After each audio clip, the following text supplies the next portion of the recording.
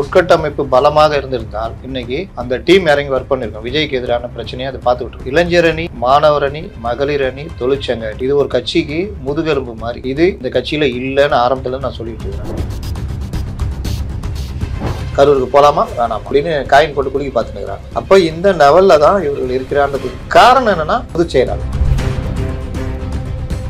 இந்த பிரச்சனைக்கு டிஃபெண்ட் பண்ணி பேசினார் சார். 2-3 மீடியால கூட அவர் பேசினார். பொதுச் செயலாளர் பண்ண வேண்டிய வேலையை அவர் செஞ்சிருக்காரு. அவர் ஒருத்தர் தான் வெளியில பேசிட்டு பூமிக்கு வெளியே துணைக்கோள் சுத்துமே அந்த மாதிரி சுத்தி நிற்கிறார். தாவேக்காக வெளியே சுத்தி நிற்கிறார்.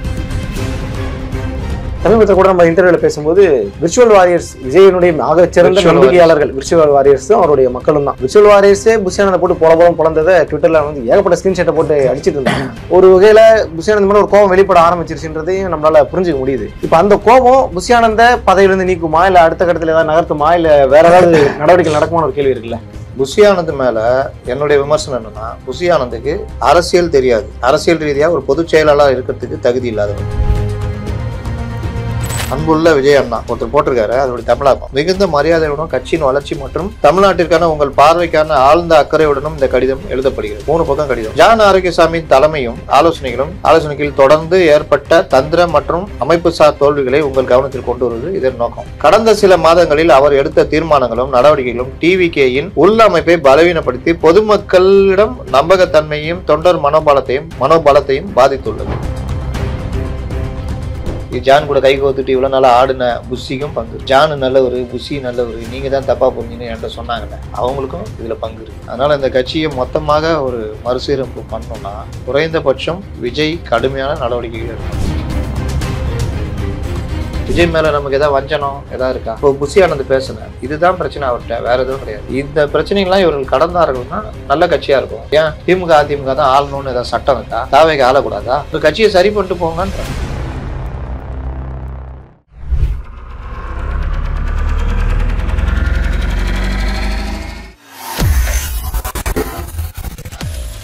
வேலை வேண்டுமா? ப்ளூ ஓஷன் இருக்கிறது.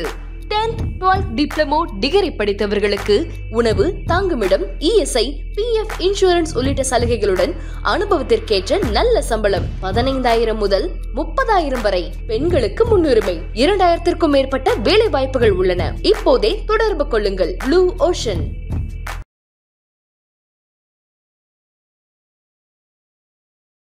தமிழ் நேயர்களுக்கு வணக்கம். இன்றைய நேர்காணலில் நம்மோடு இணைந்திருக்கிறார் ஜேர்னலிஸ்ட் முத்தலீஃப் அவர்கள்.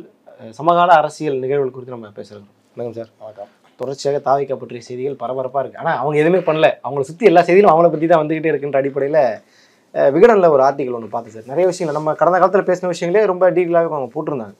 கட்டமைப்பை இன்னும் உருவாக்கலை, அதே மாதிரி வந்து இந்த பூத் கமிட்டியை நீங்கள் வந்து ஃபில் பண்ணலை, மாவட்ட செயலாளர்கள் ஆப்சென்ட் ஆனது இப்படின்னு சொல்லி, அதே போல் வியூக வகுப்பாளர் செஞ்ச தவறுகள்னு சொல்லி ஒரு பெரிய லிஸ்ட்டு போட்டிருந்தாங்க. உண்மையிலே கட்டமைப்பே சரியில்லை அப்படின்னா எந்த அடிப்படையில் அவங்க தேர்தல் அணுக போகிறாங்கன்ற ஒரு கேள்வி இருக்குது. கூட்டணி பேச்சுவார்த்தை, கூட்டணி அடுத்தது கேள்வி இருக்குது. நீங்களே கூட ட்வீட் ஒன்று போட்டிருந்தீங்க, அது சம்மந்தமாக கேட்குறேன். கட்டமைப்பு அப்படிங்கிற விஷயத்தில் வரும்போது தாவேக்க எந்த அளவுக்கு ஸ்ட்ராங்காக இருக்காங்க சார்? கட்டமைப்பே இல்லை, உட்கட்டமைப்பு இல்லை, இந்த வார்த்தையை முத பயன்படுத்தின நான் தான். அந்த உட்கட்டமைப்புன்றது அதுக்கப்புறம் அப்படியே இதாச்சு, இன்ஃப்ராஸ்ட்ரக்சர். அப்போ கூட இவர் சொன்னார், அன்னைக்கு கூட்டத்தை நடத்தாமல் ரோட் ஷோ மாதிரி கூட்டம் வந்துட்டு அந்த கூட்டத்தினுடைய தெம்பை வச்சுக்கிட்டு புஷியானந்த் சொன்னார், தலைவரை இட்டாந்து போகிறது தான் உட்கட்டமைப்பு. இன்னைக்கு உட்கட்டமைப்புன்னு யாரோ கேள்வி கேட்குறாங்க. உட்கட்டமைப்புனா தலைவரை இட்டாந்து போகிறது தான் அப்படின்னு சொன்னார். ஞாபகம் இருக்கா? உடனே எனக்கு சிலர் ஃபோன் பண்ணி உங்களுக்கு தான் சொல்கிறாருன்னாங்க. அதெல்லாம் நம்ம அது கிடையாதுங்க, ஆனால் அவர் சொல்கிறது தப்பு. உட்கட்டமைப்புன்றது வேறு, அனுபவிப்பாங்கன்னு. இன்றைக்கி அனுபவிக்கிறாங்க. உட்கட்டமைப்பு பலமாக இருந்திருந்தால் இன்றைக்கி அந்த டீம் இறங்கி ஒர்க் பண்ணியிருக்கோம். விஜய்க்கு எதிரான பிரச்சனையை அதை பார்த்துக்கிட்டு இருக்கோம். இளைஞர் அணி, மாணவர் அணி, மகளிர் அணி, தொழிற்சங்க அணி, இது ஒரு கட்சிக்கு முதுகெலும்பு மாதிரி. இது இந்த கட்சியில் இல்லைன்னு ஆரம்பத்தில் நான் சொல்லிகிட்டு இருக்கிறேன். மாவட்ட செயலாளர்கள் ஆரம்பித்து கீழே வட்ட செயலாளர்கள், ஒன்றிய செயலாளர்கள் வரைக்கும் அந்த வலுவான கட்டமைப்பு இருக்கணும். இது நியமிக்கப்படலை. அவங்கள்ட்ட ஆள் பலம் இருக்குது, ஆனால் தகுதியானவர்களை தேர்ந்தெடுத்து நியமிக்கிறதுல இல்லை. புஷியானந்த் பண்ண பல கூத்துக்கள் கோஷ்டிகளை தான் உருவாக்கியதை தவிர தகுதியானவர்கள் தகுதியான இடத்தில் அமர்த்தப்படவில்லை. 2வது, ஒரு கட்சிக்கு அடிப்படை தலைமைத்துவம், தலைமை பண்பு. தலைமையில் இருக்கிறவங்க அவங்க தான் தீர்மானிக்கணும் நம்ம என்ன பண்ணோம், என்ன போனோம், எதுக்கு பதில் சொல்லணும், எதுலாம் பண்ணணும்னு. அந்த இடத்துல தலைமை பண்புன்றது தனக்கு வேண்டிய ஆட்களை கரெக்டாக நியமிக்கணும். அந்த இடத்துல எங்கே தப்புனா விஜய்கிட்ட தப்பு. விஜய் என்ன பண்ணுறாரு, தன்னுடைய கட்சிக்கு தனக்கே அரசியல் தெரியாது. முதல்ல அவர் அந்த அரசியலை பழகியிருக்கணும். 2 வருஷம் கேப்பில் அவர் அரசியலில் பேசி பழகி மற்றவர்களோட உரையாடி மற்றவர்களை வரவழைச்சி சந்தித்து இல்லாட்டி இவர் சந்தித்து அரசியல் தெரிந்தவர்களை கூட வச்சுக்கிட்டு இப்படிலாம் பண்ணி அரசியலில் ஒரு இதுனா பெரிய விஷயமா? இன்றைக்கி டிகிரி முடிச்சுட்டு பசங்க வர்றாங்க, ஃபீல்டுக்கு வர்றாங்க, யூடியூப் ஆரம்பிக்கிறாங்க, கொஞ்ச நாளில் நடைமுறை அரசியல் பேசுகிறாங்க. பின்னாடி உள்ள அரசியல் மற்ற அரசியல் வரலாறு தெரியலனாலும் நடைமுறை அரசியலை பேசுகிறாங்களா இல்லையா? அப்புறம் ஒரு கட்சி தலைவருக்கு என்ன பிரச்சனை? இந்த விஷயத்தில் என்னங்க பதில் சொல்லலாம்? இந்த இது வந்திருக்குது. இப்போ ஒரு இடஒதுக்கீடு சம்மந்தமாக பிரச்சனை வருது, விஜய்க்கு தெரியாது. அப்போ இதை எப்படி அணுகலாம்னா கரெக்டான ஆளை கூப்பிட்டா சொல்லுவாங்க. இந்த மாதிரி ஒவ்வொரு விஷயத்திலையும் நீங்கள் அதற்கேற்ற ஆட்களை அணுகிறது ஆலோசகராக வச்சுக்கணும்னா பண்ணலாம். அந்த மாதிரி எந்த முயற்சியும் அவர் எடுக்கலை. 2வது, ஒரு கட்சி தலைவர், அந்த கட்சி நீண்ட காலம் பயணம் செய்ய வேண்டிய கட்சி, அது கிட்டத்தட்ட சொல்ல முடியாது, ஒழுங்காக பண்ணால் 100 ஆண்டு கூட நிற்கும். இன்றைக்கி நிற்கலையா திமுக? அப்படிப்பட்ட கட்சிக்கு அடிப்படை கொள்கைகள், அடிப்படை தலைமை வேணும். இப்போ விஜய்கிட்ட அது மைனஸ்னால் பொதுச் செயலாளர் வெயிட்டாக இருக்கணும். விஜய் விட்ட இடத்த அவரு நிரப்பிடணும். இப்போ விஜய் பேட்டி கொடுக்கறதுல மற்ற விஷயங்கள் சொன்னக்கன்னா பொதுச் செயலாளர் டெய்லி பார்த்தாருன்னா அந்த இது வந்து போயிடும், அது வேறு மாதிரி நிரப்பப்படும். அந்த இதில் நீங்கள் இவர் எடுத்த ஆள் யாருன்னு பார்த்தீங்கன்னா புஷி ஆனந்த். அவருக்கும் அரசியலுக்கு என்ன சம்மந்தம்னா அவர் ஒரே ஒரு தடவை புஷி தொகுதியில் 2000 வாக்குகள் வாங்கி 300 வாக்குகள் வித்தியாசத்தில் ஜெயிச்சிருக்காரு. அது ஒரு வார்டு அளவு கூட கிடையாது. இது ஒன்றை வச்சுக்கிட்டு கிட்டத்தட்ட 32 லட்சம் சதுர கிலோமீட்டர் இருக்கிற 8 கோடி மக்களை கொண்ட 38 மாவட்டங்களை கொண்ட 12,000 உள்ளாட்சி அமைப்புகள் அந்த இதை கொண்ட ஒரு மிகப்பெரிய இதுக்கு அரசியல் பண்ணுற ஒரு கட்சிக்கு இவரை பொதுச் செயலாளர் கொண்டு வந்தால் இவருக்கு என்ன தெரியும்? இன்றைக்கி விவசாயிகள் பாதிக்கப்பட்டிருக்காங்க. குறுவை சாகுபடி இந்த இதிலெல்லாம் இதில் என்ன பிரச்சனை இருக்குது? டெல்டா மாவட்டத்தில் என்ன பிரச்சனை? நெல் கொள்முதல் என்ன இருக்குது? இன்னை வரைக்கும் தாவேகா சார்பில் ஒரு அறிக்கை வரல. இவங்களை சுற்றி இவங்க அந்த கரூருக்கு போகலாமா வேணாமா அப்படின்னு காயின் போட்டு குலுக்கி பார்த்துன்னுக்குறாங்க. அப்போ இந்த லெவலில் தான் இவர்கள் இருக்கிறான்றதுக்கு காரணம் என்னென்னா பொதுச் செயலாளர். பொதுச் செயலாளர் ஏன் நான் குறிப்பிடுறேன்னா அவர் தான் அந்த உட்கட்டமைப்பை உருவாக்கக்கூடியவர். அவர்கிட்ட என்ன இருக்குதுன்னு பார்த்தீங்கன்னா தனக்கு வேண்டியவர்கள், தன்னை தாண்டி விஜய்கிட்ட போக கிடையாதுவங்க, தன்னை விட அறிவானவர்கள். இவருக்கே ஒன்றும் இல்லை, இவரை விட அரசியல் அறிவு உள்ளவர்கள் யாரையுமே வரக்கூடாது, தன் காலில் விழணும், விழ வச்சு வேடிக்கை பார்க்குற இது. இப்போ இவ்வளோ பிரச்சனைக்கு அப்புறம் அந்த 2 மாவட்ட செயலாளர்கள் தனக்கு காலில் உளறத செருப்பை கட்டிட்டு நின்றுட்டு அதுக்கப்புறம் அதை ஏற்றுக்கிட்டு போகிறாரு. அப்போ இவர் எப்படிப்பட்ட மனநிலை உள்ளவராக இருப்பார்? தன்னை துதி பாடுபவர்களையும் தன் காலில் விழுபவர்களையும் தனக்கு ஜால்ரா அடிப்பவர்களையும் தன் கூட வச்சுக்கணும்னு நினைப்பாரா நினைக்க மாட்டாரா? அது கட்சிக்குள்ளே வெடிச்சதா இல்லையா?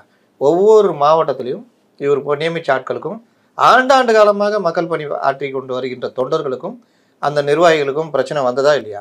பணம் படைத்தவன் வசதி படைத்தவன் நிர்வாகியாக வர்றான். நாங்கள் விஜய்க்காக 20 வருஷம் இருந்தோன்றது மனம் நொந்து போய் பேசினானா இல்லையா? எத்தனை பேர் வாயை திறக்க முடியாமல் இருக்காங்க. திறந்தா தலைமைகிட்ட சிக்கல் வந்துடும். என்றைக்கா ஒரு நாள் நமக்கு ஒரு வாழ்வு கிடைக்கும். அப்படி இருக்கிறவங்க தான் அதிகம். அப்போ இவருடைய இது வந்து எல்லாத்தையும் எதிரொலிச்சுது. இன்னொன்று யார்? கட்சிக்குள்ளே நீங்கள் எந்த அரசியல்வாதியை கொண்டு வந்தீங்க? வெளியிலேருந்து யாரையுமே கொண்டு வரல. யாரை கொண்டு வர்றீங்க? ஒரு கட்சியில் ஸ்ட்ராட்டஜிஸ்டாக இருந்த ஒரு மிக பெரும் பணக்காரரை உள்ளே கொண்டு வர்றீங்க. அவர் அதை வந்தோடனே அவருக்கு பெரிய பதவி, அவருக்கு இது பண்ணுறீங்க. அவரையாவது செயல்பட விட்றீங்களா? அதை பண்ணியிருந்தால் கூட ஏதோ ஒன்று நடந்திருக்கும். அவரையும் கையை கட்டி போட்டு வைக்கிறீங்க. அதற்கு பிறகு நல்ல பட்டிமன்ற பேச்சாளர் அவரை இணைச்சி அவருக்கு ஒரு பதவி. அதுக்கப்புறம் யார்? இன்னொரு கட்டில் ஐடிவிங்கில் இருந்தவர், அவரை கூப்பிட்டு வந்து பதவி. ஐஆர்எஸ்ல விஆர்எஸ் அவரை கூப்பிட்டு வந்து பதவி.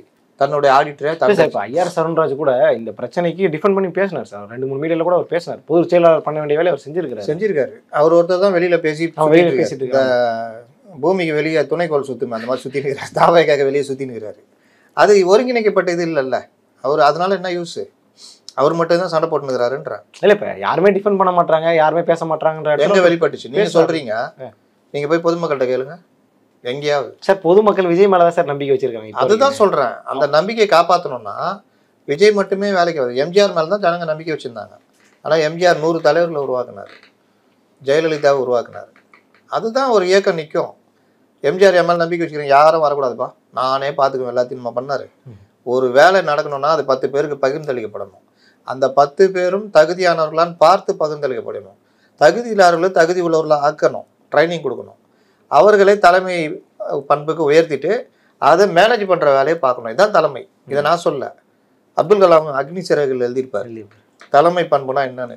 நான் மட்டுமே எல்லா வேலையும், இப்போ வீட்டில் அம்மா இருக்காங்க, பொம்பளை பசங்க ஆம்பளை பசங்க 2 பொண்ணு 2 பையன் இருக்காங்கன்னா 2 பேருக்குமே ஒருத்தனுக்கு துணி துவைக்க கற்றுக் கொடுக்குறது, வீடு பெருக்கணும், ஒருத்தர் சமையல் பாத்திரம் கழுவணும், ஒருத்தர் சமையல் பண்ணணும், ஒருத்தர் காய்கறி நறுக்கி கொடுக்கணும். அந்த இடத்துல வேலை பட்டு பட்டு பட்டுன்னு ஆகிடும்.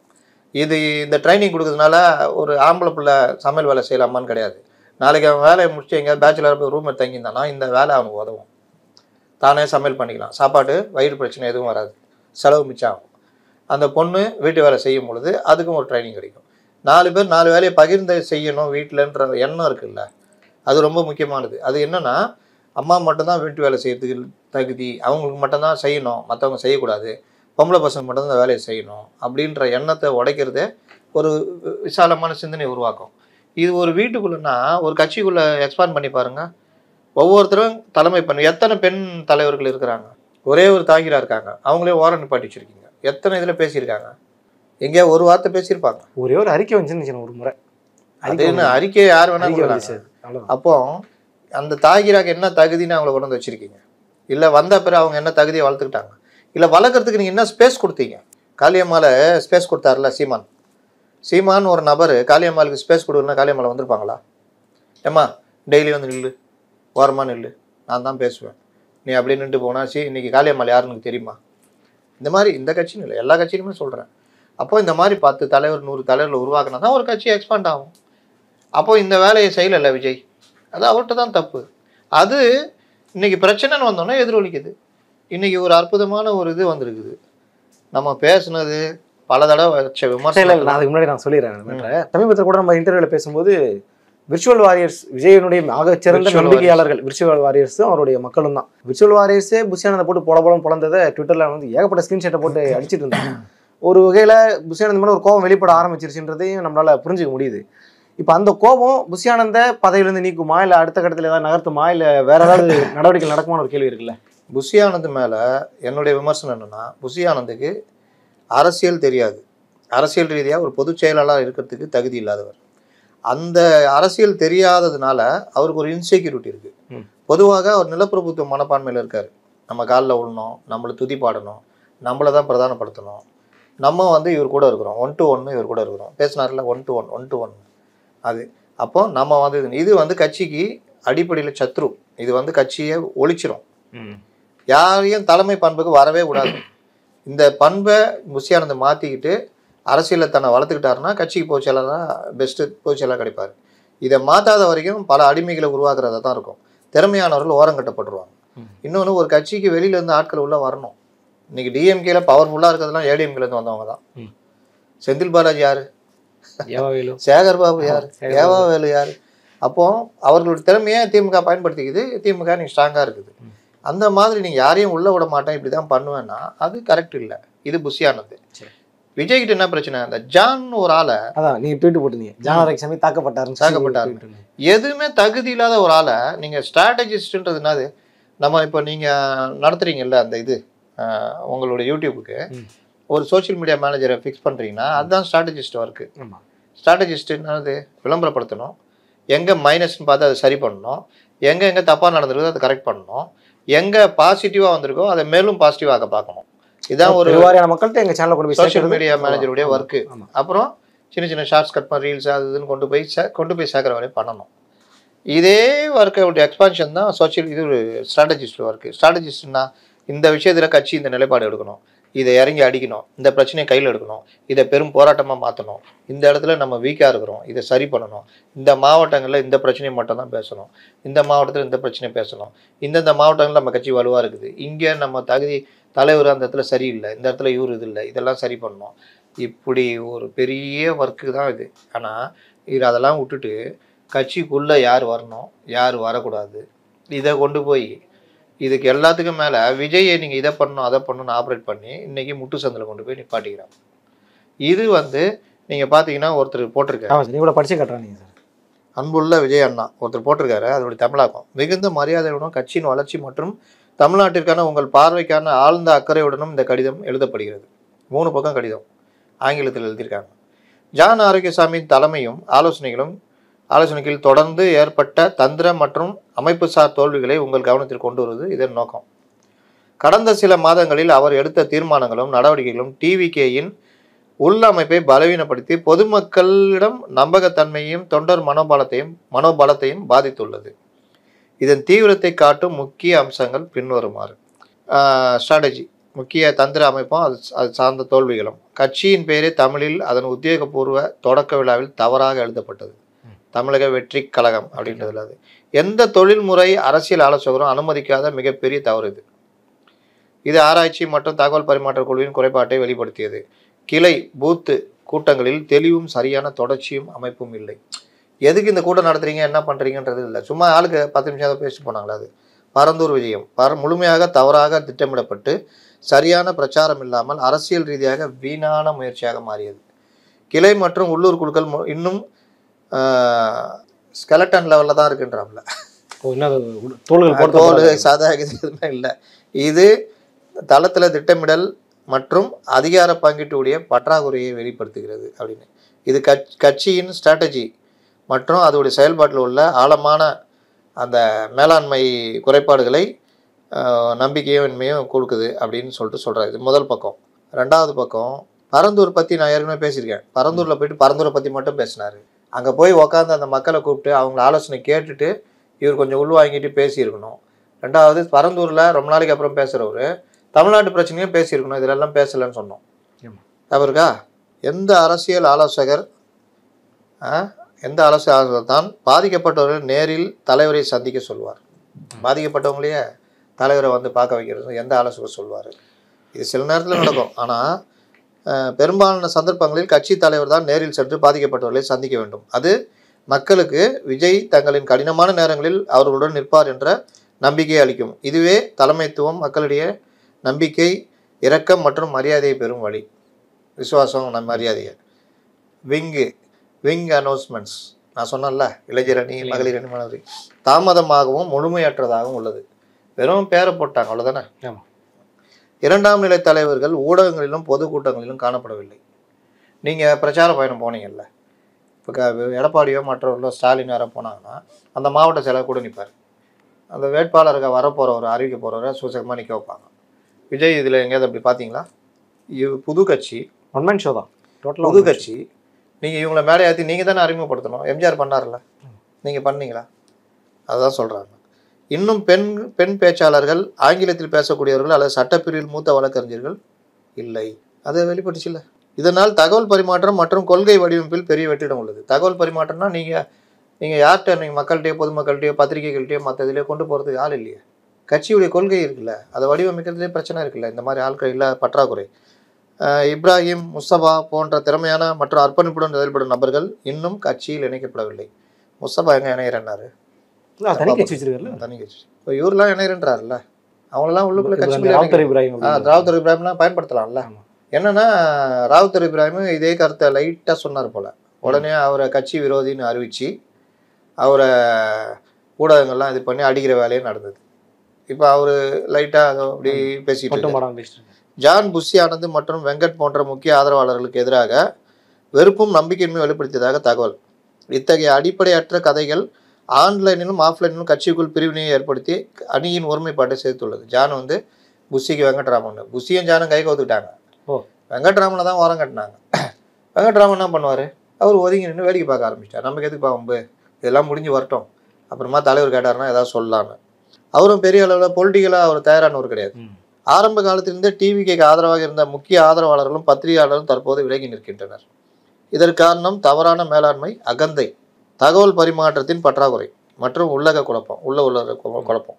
இதில் அகந்தைன்றலாம். அந்த அகந்தைக்கு பின்னாடி என்ன இருக்குன்னா, நான் பார்த்து சில பேரை செட் பண்ணி வச்சுக்குவேன். முக்கிய சேனல்கள் அவங்க தான் பத்திரிகையாளர்கள்.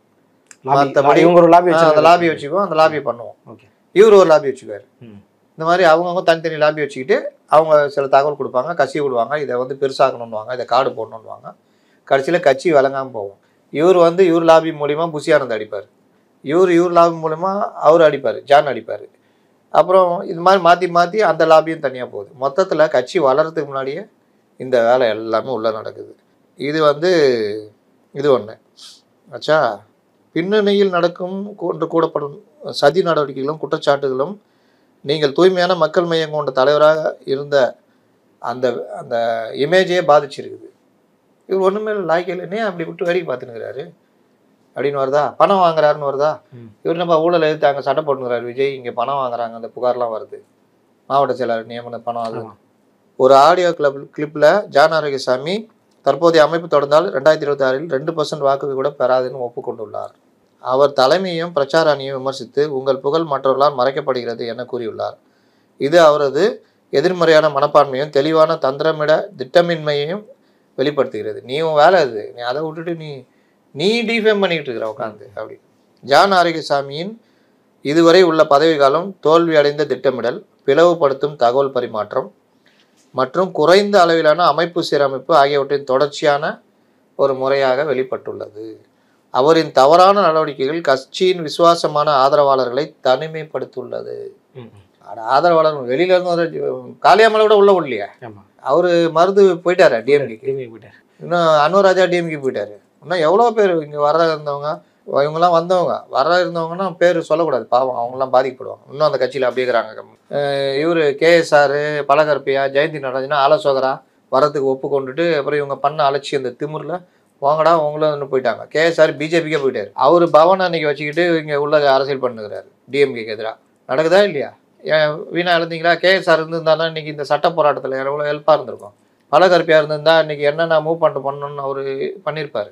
தலைவா, இத்தனை தெளிவான அறிகுறிகளுக்கு மத்தியில் நீங்கள் ஜான் ஆரோக்கியசாமி மீது நம்பிக்கை வைத்திருப்பதை தொடர்ந்தால் இது டிவிகேயின் வளர்ச்சியை பலவீனப்படுத்துவதோடு உங்கள் சொந்த புகழையும் நம்பகத்தன்மையும் கட்சி தொண்டர்கள், பொதுமக்கள் மற்றும் அரசியல் பார்வையாளர்களிடையே சேதப்படுத்த தொடங்கும். டிவிகே நம்பிக்கை, ஒழுக்கம் மற்றும் புதிய அரசியல் பண்பாட்டின் வாக்குறுதி ஆகியவற்றின் மீது உருவாக்கப்பட்டது. இத்தகைய தோல்வியடைந்த ஸ்ட்ராட்டஜி தலைமை தொடர்ந்து அந்த கட்சியுடைய நோக்கூட எதிர்மறையாக முரண்பாட்டை பண்ணிக்கிட்டு இருக்குது. இந்த ஆலோசகரின் பங்கு மற்றும் திசையை மறுபரிசீலனை செய்யுங்கள். நிலைமை மாற்றத்தக்க முடியாத சேதத்துக்கு செல்லும் முன் நடவடிக்கை எடுங்கள். இது கட்சியின் ஸ்ட்ராட்டஜி தலைமையுடைய குறைபாடுகள் மற்றும் அதன் விளைவுகளை சுட்டிக்காட்டும் உறுதியான உள் விமர்சனம் அப்படின்னு சொல்லியிருக்காங்க. என் மனசில் இருக்கிறது எழுதுன மாதிரி இது. ஆனால் புஷி ஏற்பாடு பண்ணி எழுதுன மாதிரியே எனக்கு சந்தேகம் இருக்குது. ஏன்னா புஷியை பெருசாக திட்டல, ஆதவ திட்டல, யாரையும் திட்டல. முழுக்க ஜானுக்கு மட்டும் பங்கு இல்லைங்க. இந்த ஜானை வச்சிருக்க விஜய்க்கும் பங்கு இருக்குது. இது ஜான் கூட கை கோத்துட்டு இவ்வளோ நாளாக ஆடின புஷிக்கும் பங்கு இருக்குது. ஜானு நல்லவர், புஷி நல்லவர், நீங்கள் தான் தப்பாக புரிஞ்சுன்னு என்கிட்ட சொன்னாங்கல்ல, அவங்களுக்கும் இதில் பங்கு இருக்குது. அதனால் இந்த கட்சியை மொத்தமாக ஒரு மறுசீரமைப்பு பண்ணணும்னா குறைந்தபட்சம் விஜய் கடுமையான நடவடிக்கைகள் எடுக்கணும். பொதுச் செயலாளர் பதவி நான் ஏற்றுக்கிறேன். ஆலோசகராக சில பேரை நான் நியமிக்க போகிறேன். அவங்க ஆலோசனை கேட்க போகிறேன். நான் வெளியில் இந்த மாதிரி விஷயங்கள் பண்ண போகிறேன். பத்திரிகையாளர்கிட்ட லிபரலாக இருங்க, எல்லாரும் பேசுங்க, இதெல்லாம் பண்ணுங்க. இப்போ வரைக்குமே யாருமே வெளியே வரல, அது பெரிய மைனஸ் இல்லை. அதான் சொல்கிறேன், இதெல்லாம் பண்ணுங்க, என்னென்ன பண்ணணும், பயிற்சி பட்டுறேன், இந்த மாதிரி விஷயங்கள்லாம் பண்ணுங்க. உள்ளரங்க கூட்டம் நடத்துங்க. முதல்ல பத்திரிகையாளர்களை இவங்களாம் அழைச்சி வச்சு நீங்கள் இது நடத்த வேணாம், எது பேட்டி கொடுக்க வேணாம். என்ன பண்ணலாம், இந்த கட்சி இப்படி ஆயிருக்குது, இந்த மாதிரி இருக்குது, என்ன பண்ணலாம் அப்படின்னு கேளுங்க. பலரும் பல ஆலோசனை சொல்லுவாங்க. அதனால 2 விஷயம். ஒன்று, உங்களுக்கு எதிராக பேச மாட்டாங்க. அதுக்கப்புறம் நான் பத்திரிகையாளர் இருந்த வரைக்கும் பெரும்பாலும் அதிகாரிகள் ரூமில் போய் உட்காந்து பேசவே மாட்டேன். நான் இருந்தெல்லாம் பெரிய பேனர்லாம் இருந்திருக்கேன். அதில் சொன்னாலே உள்ளே போய் உட்காந்து பேசலாம். ஆனால் நான் போனதில்லை. பேட்டியில் மட்டும் பார்த்து ஒரு சிரிப்பு சிரிச்சிக்கும், வணக்கம் சொல்லிக்கும், அவ்வளோதான். ஏன் போகலன்னா, நீங்கள் அவங்கள ஒன்ஸ் நீங்கள் பார்த்து பேசிட்டீங்கன்னா நாளைக்கு ஏதாவது ஒரு ஸ்டோரி போடும்போது கூப்பிட்டு சொல்லுவாங்க, என்னங்க இப்படி போடுறீங்க, ஃபேவராக மாதிரி. நமக்கும் ஸ்டோரி எழுதும் போது ஒரு இது வரும், ஐயோ இவருக்கு எதிராக எழுதுறோமோ அப்படின்னு. அதனால் அதனால் என்ன ஆயிடுச்சுன்னா, நல்லா பழகுவார், எல்லாம் பழகுவார், இது மேட்டர்னா எழுதிடுவார். மற்றபடி வஞ்சனை வைக்கிறது மற்ற இது கிடையாது, விமர்சனம் தான் பண்ணுவார் அப்படின்னு. விஜய்லையும் நம்ம அதானங்க பண்ணோம். விஜய் மேலே நமக்கு எதாவது வஞ்சனம் எதாவது இருக்கா? இப்போ புஷி ஆனந்த் பேசினேன், இதுதான் பிரச்சனை அவர்கிட்ட, வேற எதுவும் கிடையாது. இந்த பிரச்சனைகள்லாம் இவர்கள் கடந்தார்கள்னா நல்ல கட்சியாக இருக்கும். ஏன் திமுக அதிமுக தான் ஆளணும்னு ஏதாவது சட்டம் இருக்கா? தாவேக்கு ஆளக்கூடாதா? ஒரு கட்சியை சரி பண்ணிட்டு போங்கன்ற. ரேஸுக்கு போகணுன்னா காரு, அதுக்கேற்ற டயரு, அதுக்கேற்ற இன்ஸ்ட்ருமெண்ட்டு, அதுக்கேற்ற கார்பரேட்டரு, இன்ஜினுடைய வடிவமைப்பு, அந்த மற்ற செட்டிங் எல்லாத்தையும் நீங்கள் சரி பண்ணால் தானே ரேஸுக்கு போக முடியும். சாதாரண ரோட்டில் ஓடுறது விற்கிற காரை எடுத்துகிட்டு ரேஸுக்கு போக முடியுமா? ரேஸ் ஓடுற ட்ராக்குக்குன்னு தனி டயர் இருக்குது. ஒரு லேப் சுற்றிட்டு வந்தால குறிப்பிட்ட லேப் சுற்றிட்டு வந்து அந்த டயரை மாற்றியே ஆகணும். அப்புறம் நீங்கள் இந்த டூரு எம்ஆர்எஃப் டயரை போட்டு ரோட்டில் ஓடுற டயரை போட்டு ரேஸ் போக முடியுமா? அப்போது நீங்கள் உங்கள் சிஸ்டத்தில் உங்கள் இதுக்குள்ளே என்ன பிரச்சனை இருக்குது அதை நீங்கள் யோசிக்கணும்ல. இவ்வளோக்கு பிறகு நான் யோசிக்கல, ஒரு மாதமாக உக்காந்துட்டு கரூரியே யோசிச்சிருந்தேன்னா, இந்த லவ் ஃபெயிலியர் இவன் எந்த வேலையும் செய்ய மாட்டான், வீட்லேயும் பண்ண மாட்டான், படிக்க போக மாட்டான், எல்லாருக்கும் ஃப்ரெண்டுக்கிட்ட பேச மாட்டான், அப்படியே இருப்பான், தாடி வளர்த்துக்கின்னு அப்படியே தண்ணி அடிச்சிக்கின்னு அப்படியே உட்காந்து அவளே நினச்சிக்கிட்டு இருப்பான். அந்த மாதிரிலாம் இருக்குது. தூக்கி போட்டு போயிட்டியா, ரொம்ப நல்லதுமா, இப்போவே நீ போனிய, நல்ல கல்யாணங்களே ஆகிட்டு விட்டு போயிருந்தா வச்சுக்கோ, அது பெரிய தொல்லை. இப்போவே போயிட்டிய தாயி, நல்ல விஷயம், போயிட்டு வா, அப்புறம் பண்ணு, அடுத்த நம்ம வேலையை பாரு அப்படின்னு போனான்னா முடிஞ்சது. கரூர் சம்பவம் நடந்துச்சு, நான் அறிவு இல்லை, நான் சொன்னேன்ல அப்போதையே, இந்த ரோட் ஷோ அதெல்லாம் பாரு எந்த லெவலுக்கு ஆயிடுச்சு, நம்மகிட்டயும் தப்பு இருக்குது, ஆனால் வெளியே காமிச்சு வேணும், அடிப்போம், இறங்குவோம், அவங்கள கூப்பிட்டு போஸ்ட் நான் போகிறேன், என்னென்ன ஏற்பாடு பண்ணுங்க, பர்மிஷன் வாங்க போகலாம் அப்படி. இவங்க பர்மிஷன் கேட்காமே பர்மிஷன் கொடுக்கலன்னு பேசிக்கிட்டு இருக்கிறாங்க. கேட்கவே இல்லையா? அவங்க கேட்கவே இல்லை. நான் இப்போ வரைக்கும் கேட்டுட்டு இருக்கேன், என்ன சார் அப்படின்றேன். சார் இது வரைக்கும் அவங்க பர்மிஷனே கேட்கல சார். ஆனால் மண்டபத்தை மட்டும் 2 நாள் லாக் பண்ணி வைனாராம் மாவட்ட செயலாளர்கிட்ட. அவன் பாவம் லாக் பண்ணி வச்சு இன்னைக்கு நாளைக்கும் கரூரில் விஜய் பாஸ்கர்லாம் பேசி மண்டபம் வாங்கி லாக் பண்ணி வச்சுக்கிறாங்க. இவங்க பதிலே சொல்ல. இப்போ அந்த மண்டப வாடகை அந்த மாவட்ட செயலர் தலைமையில். பர்மிஷனும் கேட்கல சார், மண்டபம் மட்டும் பிடிச்சி வச்சிருக்காங்க சார். நான் என்ன பண்றது சார்? ஃபர்ஸ்ட் எதுக்கு சார் பர்மிஷன் கேட்கணும்? ஏன்னா இவர் ஒரு உள்ளார எதிர்கட்சிங்க எல்லாரும் திமுக உட்பட பர்மிஷன் எதுக்கு கேட்கணும்? நீங்க போய் பார்க்க வேண்டியது மக்கள். இப்போ வேற ஒரு கட்சியில இந்த மாதிரி நடந்து, இப்போ விடுதலை சிறுத்தைகள் திருமாவளம் போனதுல ஒரு பெரிய இந்த மாதிரி கூட்டம் நடந்து விபத்து நடந்துச்சு. அந்த மக்களுக்கு திருமாவளவன் போனோம்னா ஒரு பெரிய பிரச்சனை ஆகிடும், கலாட்டா கூட ஆகும் அப்படின்னா ஒரு உள்ளரங்க கூட்டம் நடத்த போகிறாங்க, அவங்கள ஃபேமிலி கூட்டினா அவர் பர்மிஷன் வாங்கணும். அந்த பாதிக்கப்பட்ட மக்களை விஜய் பார்க்க போனோம்னா பர்மிஷன் தேவையில்லை, விஜய் போய் பார்த்துட்டு வந்துடலாம்.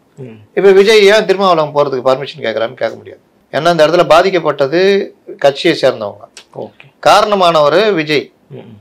நீங்கள் விஜய் வந்து பர்மிஷனே கேட்காம போகிறாரோ வச்சுக்கோங்க, அவங்கள எங்கே கூப்பிட்டு வச்சு நீங்கள் எல்லாரையும் ஒன்றா ஒரு இடத்துல கூப்பிடுறீங்க, அதுக்கே நீங்கள் பர்மிஷன் வாங்கணும்ல. ஒரு மண்டபத்தை பிடிச்சி பண்ணுறீங்கன்னா, ரெண்டாவது ஏதாவது அசம்பாதம் நடந்துச்சுன்னா அந்த அவங்க தொண்டர்கள் ஓகே, தொண்டர்கள் அந்த பாதிக்கப்பட்டவர்கள் போர்வையில் யாராவது தாக்க முனைந்தால் ஏதாவது நடந்தால் யார் பொறுப்பேற்றுக்கு? அப்போ இந்த மாதிரி விஷயத்துக்கு இது நடக்கும், அதுக்கு பர்மிஷன் வாங்கி தான் போகும். சரி, ஓகே சார். இன்னொரு முக்கியமான விஷயம் என்ன அப்படின்னா, நீங்கள் கூட ஒரு ட்விட்டில் போட்டிருந்தீங்க, அதாவது இதில் எந்த கூட்டணி அமைஞ்சாலும் இந்தியாவுக்கு தான் சாதகன்ற மாதிரி ஒன்று போட்டிருந்தீங்க. இது ஏதோ பசில் கேம் மாதிரி விளையாடிட்டு இருந்த மாதிரி இருந்தது. இதை பற்றி சொல்லுங்கள் சார். நான் முதல்ல ஒரு இது சொல்லியிருந்தேன் ஆரம்பத்தில், என்ன சொல்லியிருந்தேன்னா 4 ஆப்ஷன் தான்